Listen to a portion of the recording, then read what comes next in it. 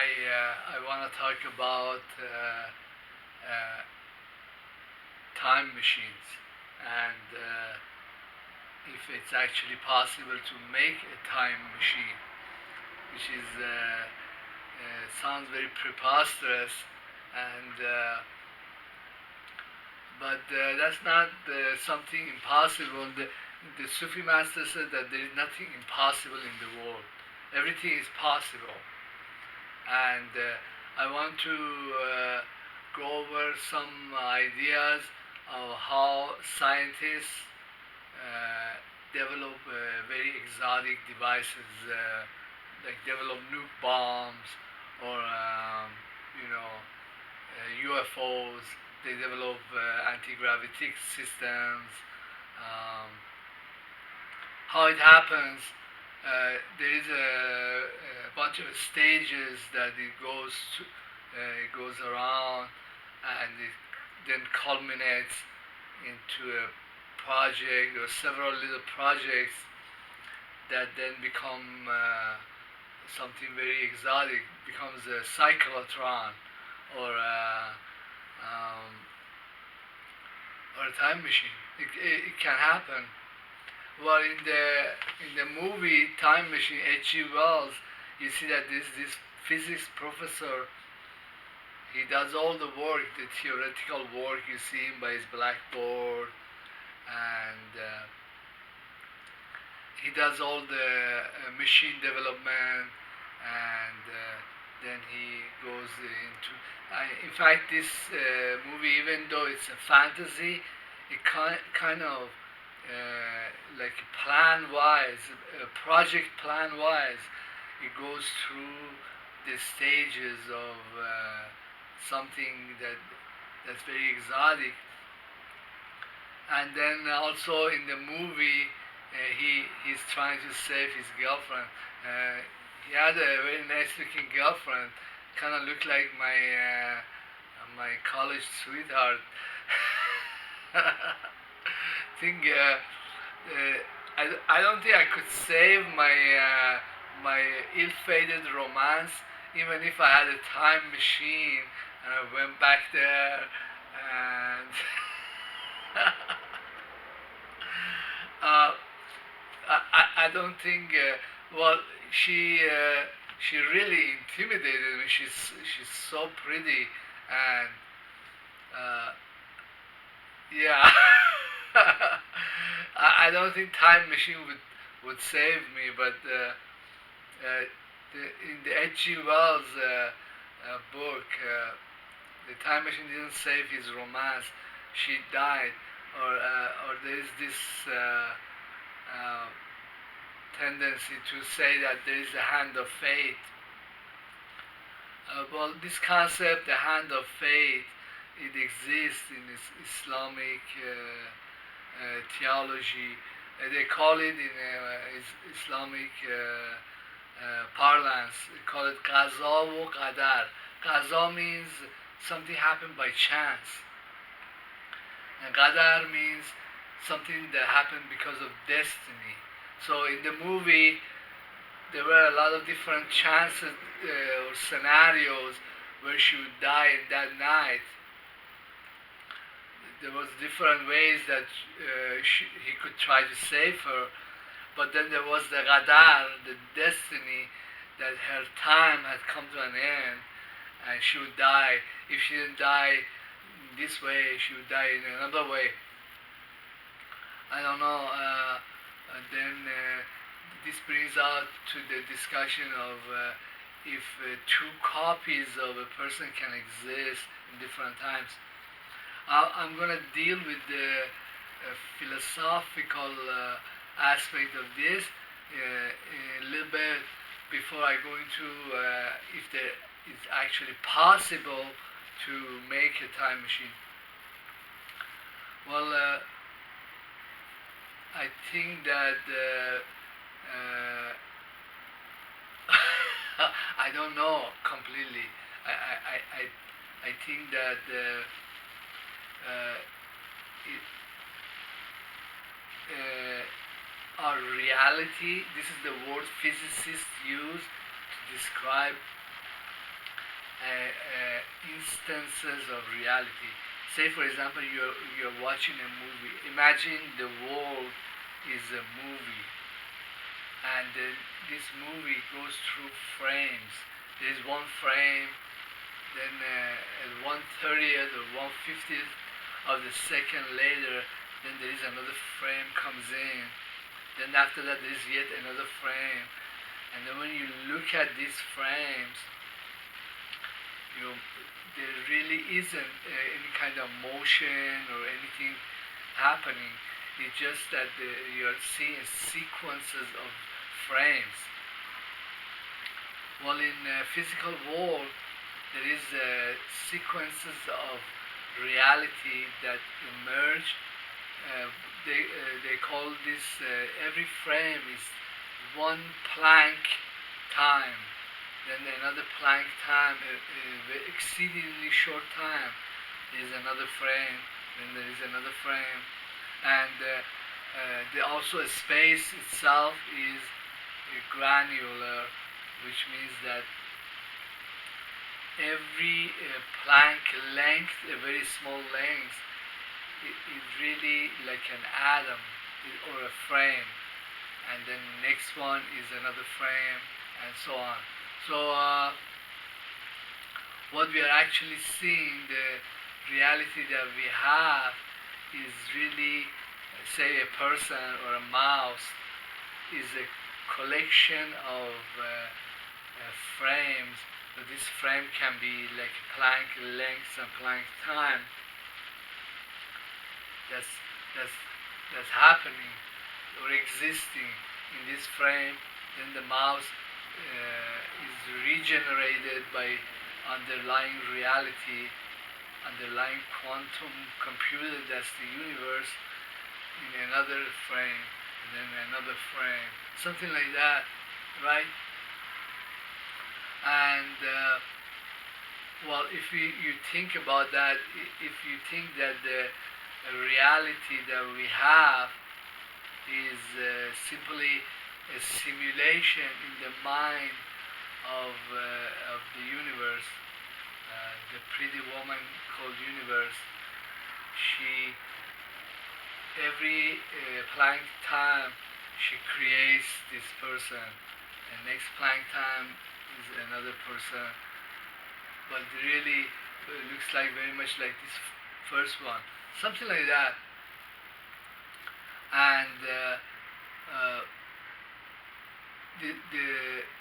well, the computer that simulated this movie, we can simulate it again and again and again.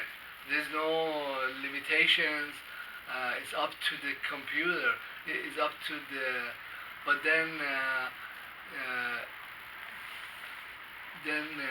if the quantum computer can generate it, then somebody else, physicists, could come along and look at the physics of it and somehow regenerate another frame, which was like the previous frame. These ideas are a bit difficult. If you want to pause and think about it, but then there is a stuff that happens when a scientist or a group want to make something very exotic, and this has happened. This process or project planning and the project completion has happened with exotic devices in the past, in different eras of our civilization. It has happened in the times of Nazis, with Tesla, with the ancient aliens. These ideas, first, the different stages of this project, it has to happen, and it usually happens in a certain way. It's like you fall in love with her. Some things happen before you actually meet her. You sexually become mature, and some years go by, and then you see people fall in love, and then pretext is there, and then it happens with her, and it might never happen again, or it might happen many times over, something like that. But say you are a scientist and you wanted to make a time machine. Well, the very first thing that you would want to know is that most people, they don't want to start a project if if there is no hope of finishing it. There is no underlying physics is not there. You know what I mean? It's like going and buying a hamburger, but the hamburger doesn't have any burger in it. You know what I mean? You first of all, you want to make sure that the physics of the problem is will lend itself to making a time machine. It would is possible to do such a thing. Then another thing that you would want, and the Nazis went through this stage, and they were trying to develop propulsion systems that were not fossil based. They wanted to develop um, what do you call it, anti-gravitic systems. Pardon me a second, let me grab some of this soda. I got diabetes. I'm gonna refresh.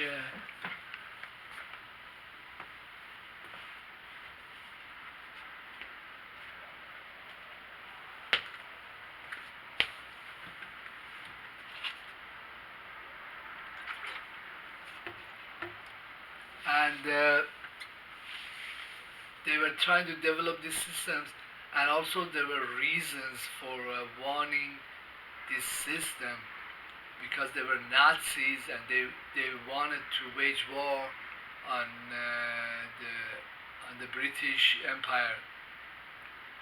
They needed very good weapons, outrageous weapons, and this is happening for many reasons right now too. Well, the Iranian government, Iranian regime, and Iranian people, we are very afraid of United States, very afraid of the Zionist criminals, and also we are in a very bad place. Iran, uh, if many people are not born in Iran, they have no idea how this would feel. Imagine you have a house, then this house is located next to like major freeways, like 12 lane freeways, is going from east to west, and many civilizations have come and gone through this main freeway. And then this is not the end of it. Then on the other side, it's like you're on a cul-de-sac. There's major freeway going from north to south, and this is not the only physical freeways. There's like cultural and religious civilization that they are located, like the Jewish or Hebrew civilization is located in was located in Hebron or Israel. I fell apart. The Romans, and then on the south there is the there is the, we call them Ebri. Ebri is Semitic. They are kind of related to Jews of another civilization. Well, then there were the Russians, then there were the Ottomans, even we were attacked from east, the Genghis Khan, the Turks. The place is anybody that was born there and raised there, and I was born and raised in Iran. You totally and instinctively know that we need a very strong central government. This central government, like the Nazis, they knew that hey, there's no way that we're just gonna fight these wars with just these regular weapons. We need super weapons. We need outrageous technologies, and they did. They went around and found these technologies, and the first stage that they went through, and we Iranians, I think we are going through it, or we have gone through it, and we are a bit like Nazis. We are developing same along same lines. Is it possible to have such technology? Like you would think, if I was a German in 1930s, is it really possible to have anti-gravitic uh, technologies, UFOs? Can we do that? Is it really possible to have time machines or teleportation devices? Well, that brings you in this stage. What you would do, you would study past civilizations and ancient aliens. You see, what came from outer space, and try to find instances of UFOs. And the Nazis, they did find crashed UFOs, and they found one that I think was in Armenia that was still hovering, but all the occupants were dead, like Roswell. And so that they studied these machines that were left from other civilizations, and they figured out the physics of it, and then went along and did something else.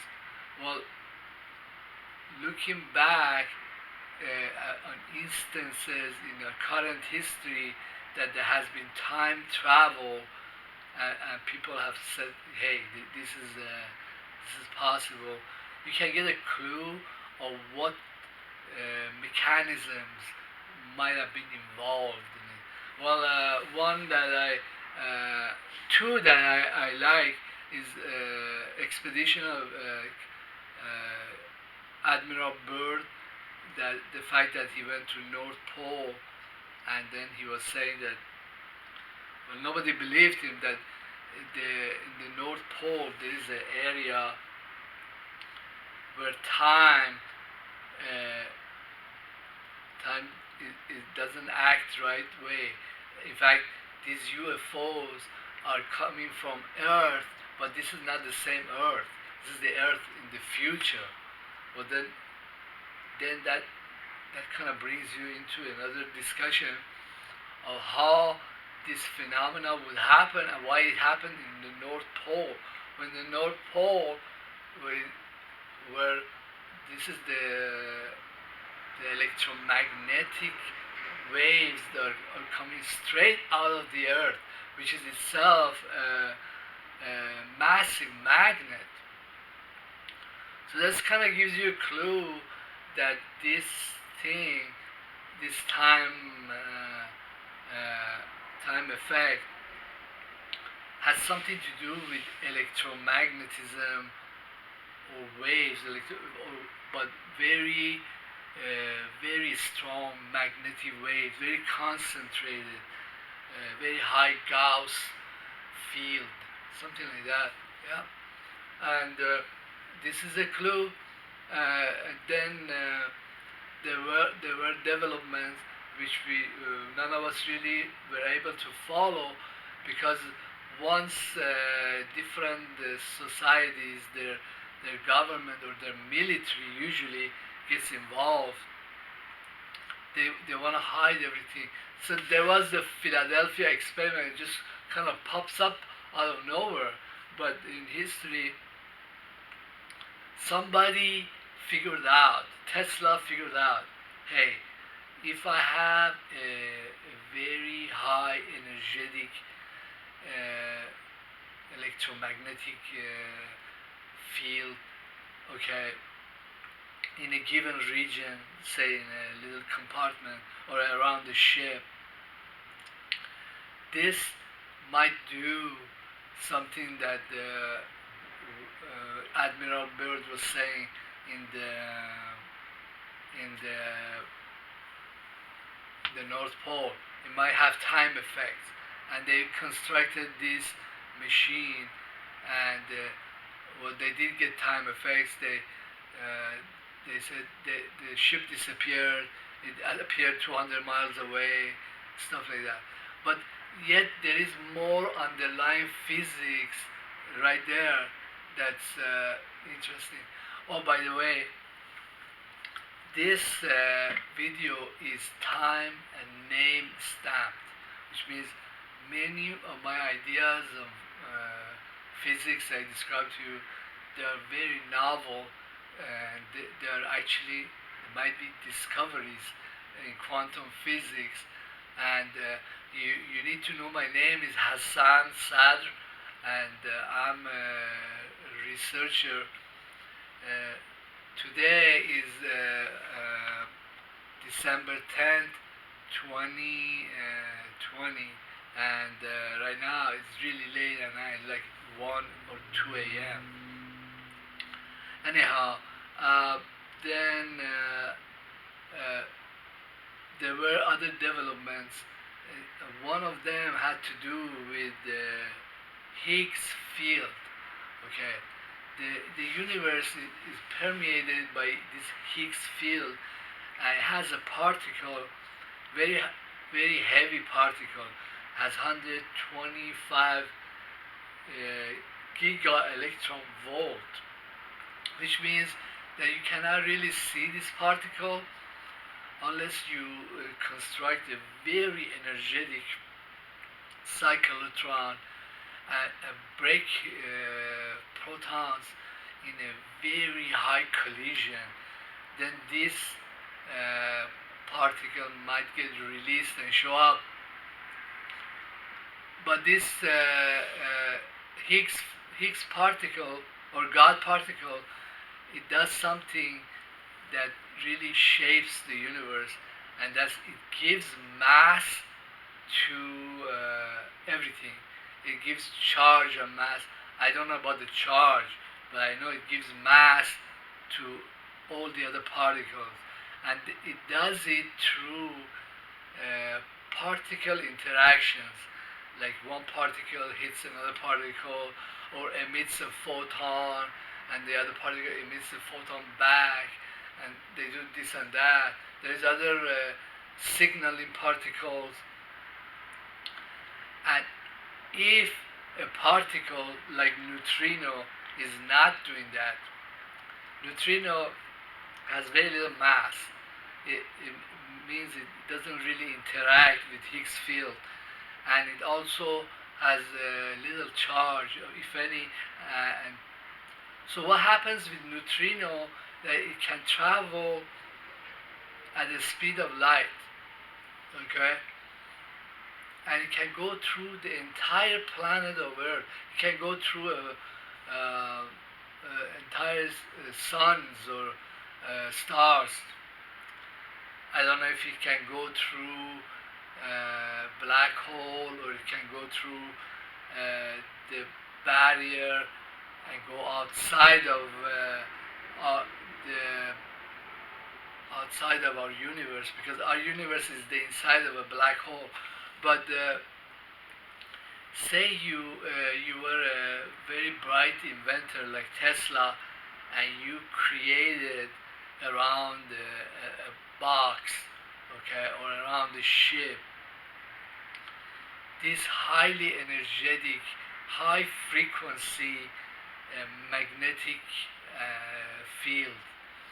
And this high energy magnetic field disrupted the interactions of Higgs field, which is in the entire universe, with all the particles of this this ship, this little box. Then what will happen? That what it will happen in reality? This is that this box, which I've called in my other videos, bubble of nothingness, because inside this box is really disconnected from the universe. The rest of the universe will go on will have interactions with the Higgs field, right? And it will have time, it will have mass, it will have charge, right? But this box, this ship, this spacecraft is disconnected. So it's like there is this fly is inside this cake. If I call this cake space-time, okay? So there is a little bubble, this fly is outside of this cake and can travel easily because it doesn't interact with the cake. It's like you playing Pac-Man in the screen that the Pac-Man, the porting is located. It has to go through these mazes and interact with other pixels. But my cursor is not subject to the laws of this bubble of nothingness that's around the cursor, and my cursor can go anywhere on the screen, right? And so what happens is that, yes, it's possible for a spacecraft or a bubble or a machine or an area or a stargate to disconnect in that field, inside that field, or on exactly North Pole. It can disconnect, and then like a UFO from the future or future humans can creep into our world, right?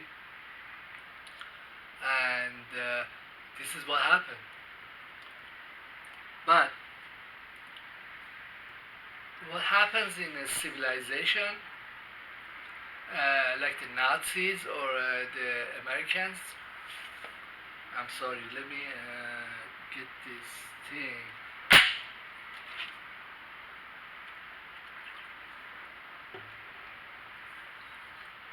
Is that their government, the group that were the dominant political economic group, they have very strong interest.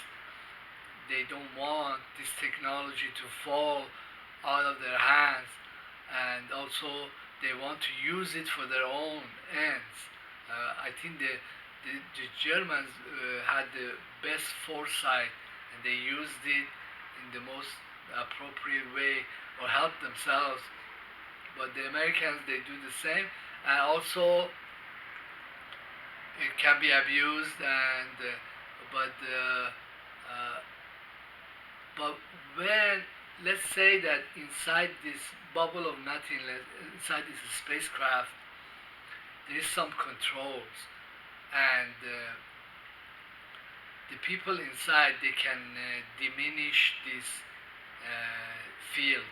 They can make it stronger, achieve complete invisibility, complete disconnection. It will appear to somebody outside when you look at this machine, suddenly disappear because the particles of this machine, it doesn't interact with the ordinary reality, ordinary fabric of the universe, so it disappears. But then it's disconnected. The rest of the universe is like a river. The rest of this river can go, it will go into the future. Okay, remember what I said about the frames. It will, but this little region, it can. It's kind of stuck in some hypothetical point, but this hypothetical point at another frame of the universe, another frame of the movie, could be in the center of the earth, could be center of the sun, it could be deep space, could be anywhere. And then when the poor chap that diminishes this field, then he will experience all this hot magma falling into the, or well, the need, there is need, probably very intense calculations to figure out, hey, at the point that we are, at the point where this field took effect, and at the point that at the other data point, what is the time and the space, not just time, okay? Then where we gonna rematerialize, okay? And this technology, this mathematics is probably very advanced, very difficult, but it would be trying to figure out, hey, if I'm traveling in a space-time ocean or in a space-time river, where am I going to end up in this river once I rematerialize? Something like that. And you better know exactly. Well, in the Philadelphia experiment, they would say that some of the sailors, they rematerialized inside the walls. They died because they had moved inside the box, and then the space time around them had moved to, and the space time that he had moved to was really the wall of the ship when it rematerialized. So all this iron fell on him. Uh, but say you had this technology, then yes, you can go. It would be like a wormhole or a stargate. You could end up across the universe or across a different time. I think would be you need to study this. But then again, we will be back at the earlier stage. I'm sorry.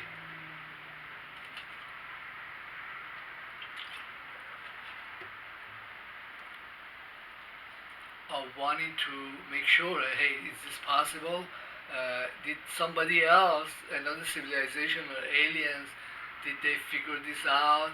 Is the math or physics manageable? And yes, this is manageable. And you see in ancient sites that there is like false doors. That's where the stargates were, and it was a certain location. I don't know if it was the time that they desired, and then that they could come to, not inside the center of the earth. There is evidence that there is civilizations underneath the ground, thousands of miles, but it's just kind of like a very old remnant of other civilizations that have mastered this technology. But it kind of gives you a clue. Hey, this is possible, physically possible, and you could think or plan or do technological development along these lines. Well, then this this this is really the end of the physics of it. That hey, we can do this. The physics of it is possible, and then other civilizations they have done this, and then that kind of brings you into then what happened next. Well, what happens next is there was a lot of secrecy. Like imagine you have a talent that nobody else can replicate this. It becomes extremely precious, and the government or the Nazis or the U.S. fascist state, CIA, whoever got their hands on the technology would do everything to keep it hidden, which is sad because technological development doesn't happen all by itself. It can happen in some civilizations, but these civilizations, like the Nazis or the Americans or the Zionist criminals, they'll destroy themselves because technological or advancements in physics, in nuclear physics, in plasma, they also happen concurrently. Concurrent development. Oh my God! Wait.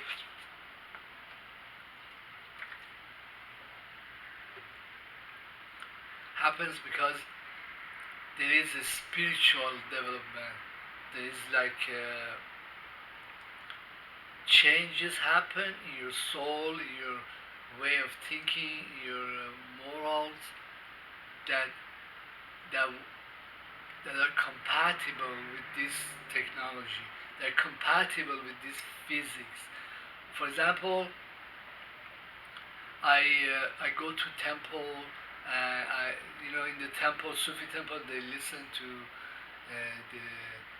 the spiritual verses of Quran or the Sufi master. And when I listen to these, I sometimes wonder, hey, is this person, the stuff he's saying, does it really belong to our planet, our times? It's so incompatible. It's like, where did this thing come from? Where did this development came from? For example, when you study Quran, it's like intensely mathematical structure, right? You cannot take even a word out without the whole thing falling apart. It's like a hologram. Then you think about it, where did this come from? I mean, somebody 1400 years ago was even able to me to describe or make this thing. Many scientists, they go back into the ancient history and they find structures in Petra in South America that those people of the time, they could not have made this structure. It means that the knowledge or the consciousness, it existed outside of this place and time and came there somehow, right? But then that knowledge or that technology, it is also very incompatible with the moral and spiritual development of these people that were there. They were very primitive. They were cannibals. Then, but this stuff is just so. So what all I'm saying is that the civilization or the people who evolve and can make these things are really have evolved also spiritually in the spirit. And right now we are at the beginning, I think, of what the Iranian government would describe as retaliation for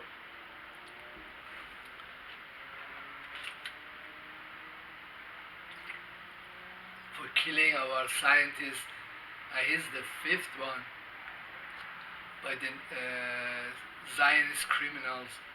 And I think that by the time Iran and the Iranians and or the Sepah, which is IRGC, by the time we are done with Israel, the Israelis, the Zionists, they would wish that they had a time machine. They could go back in time and prevent their own selves from killing the scientists that we have. But that's another discussion. We don't want to divert ourselves from these ideas. Well, my